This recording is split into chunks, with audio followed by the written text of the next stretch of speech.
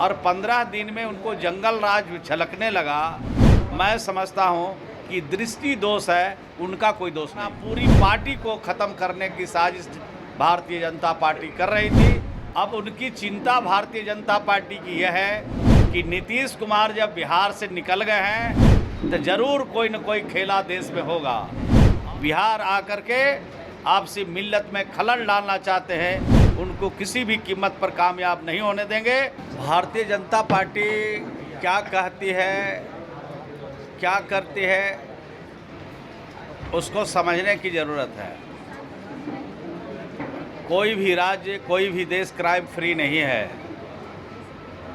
और जहाँ जहाँ भारतीय जनता पार्टी की सरकारें हैं, उन राज्यों के आंकड़े तो अभी मेरे पास उपलब्ध नहीं हैं, लेकिन कुछ समय आप दीजिए तो हम आंकड़े उपलब्ध करा के आपको बता सकते हैं कि बिहार से ज़्यादा क्राइम उत्तर प्रदेश में हो रहा है, बिहार से ज़्यादा क्राइम मध्य प्रदेश में हो रहा है। जहाँ जहाँ भाजपा शासित प्रदेश हैं, उन राज्यों में ज़्यादा क्राइम की स्थिति है। लेकिन बिहार में जो भी इस तरह की घटनाएं हो रही है, उसको नियंत्रित करने के लिए सरकार पूरी तरह से मुस्तैद है। बिहार में इस तरह के कानून को हाथ में लेने वाले को किसी भी कीमत पर बख्शा नहीं जाएगा। कानून को हाथ में लेने की इजाज़त किसी को नहीं दिया जाएगा। और भारतीय जनता पार्टी पहले अपने शासित राज्यों के बारे में ठीक से जान लें, समझ लें, तब इस तरह का बयान देने के लिए उनको सोचना चाहिए। और जब भाजपा हम लोग के साथ थी बिहार में, तब तो ठीक ठाक चल रहा था, तब तो बिहार में कोई क्राइम नहीं हो रहा था, बिहार में कोई खराब काम नहीं हो रहा था, सब कुछ अच्छा हो रहा था। अभी तो 15 दिन भी नहीं हुए हैं और 15 दिन में उनको जंगल राज झलकने लगा, 15 दिन में उनको सब कुछ खराब लगने लगा। मैं समझता हूँ कि दृष्टि दोष है, उनका कोई दोष नहीं है। दूसरा सवाल यह है कि नीतीश कुमार पर, पहला सवाल का पार्ट यह है कि नीतीश कुमार पर बीजेपी इतनी अटैकिंग क्यों है। तेजस्वी यादव पर पिछले 15 दिन में उठा के देखिए, कोई अटैक नहीं हो रहा, और दिल्ली दौरे से क्या लग रहा है, बीजेपी विचलित हुई है। देखिए, नीतीश कुमार जी समय पर सचेत हो गए। नीतीश जी पर आज से अटैक नहीं हो रहा है। नीतीश जी, उनके साथ रहने पर भीतर से अटैक हो रहा था।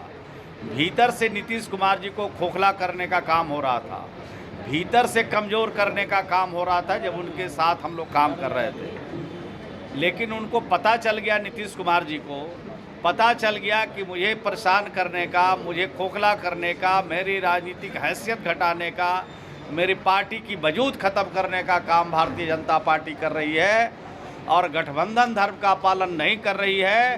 तो सचेत हो गए, वरना पूरी पार्टी को ख़त्म करने की साजिश भारतीय जनता पार्टी कर रही थी और समय से पहले सचेत होकर के नीतीश कुमार जी ने उसका जवाब दिया।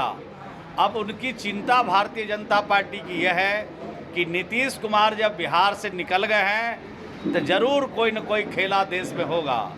और देश में जितने पॉलिटिकल पार्टी हैं भारतीय जनता पार्टी के अलावे, क्षेत्रीय दल हैं, सब के लीडरों से बातचीत कर रहे हैं और बातचीत करके भारतीय जनता पार्टी को सिखाएंगे, भारतीय जनता पार्टी को बताएंगे कि जिस तरह से आपने भीतरघात करने का काम, जिस तरह से खोखला करने का काम, जिस तरह से पार्टियों को तोड़ने की जो साजिश थी, उसको नाकाम करते हुए भाजपा मुक्त भारत बनाएंगे।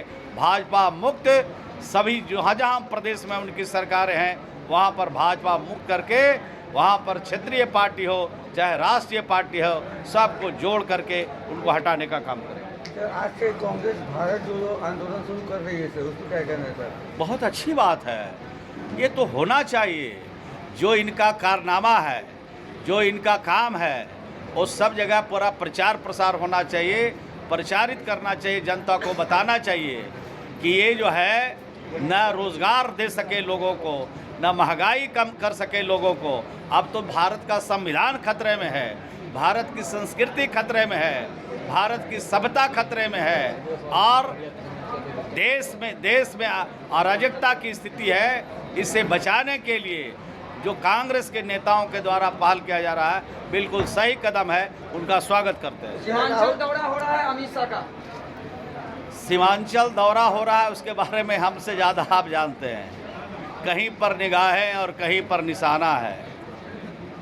बिहार में सांप्रदायिक शक्तियों को बढ़ाना चाहते हैं, बिहार में आपसी भाईचारा को समाप्त करना चाहते हैं, बिहार आकर के आपसी मिल्लत में खलल डालना चाहते हैं।